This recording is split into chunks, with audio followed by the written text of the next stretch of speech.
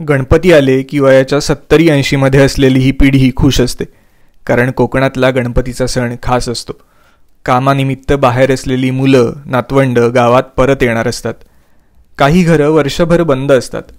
अशी घरं झाडून साफ केली जातात, सजावट केली जाते, कारखान्यातून गणपती आणला जातो.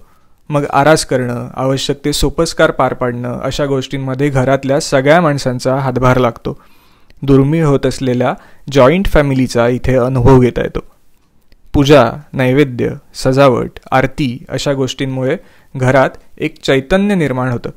अशा प्रकारचं वातावरण संपूर्ण गावात असतं. गणपती घरात असले की 5 दिवस कधी निघून जातात कळतसुद्धा नाही. मग विसर्जनाचा दिवस येतो. वाडीतले सगळे गणपती पाण्याच्या कोंडीवर नेऊन तिथे एक शेवटची कॉमन आरती होते आणि गणपती विसर्जित केले जातात. गणपती त्यांच्या गावाला गेले की चाकरमानी गाव सोडून शहरात परततात, ते हृदयात आरतीचे सूर घेऊन.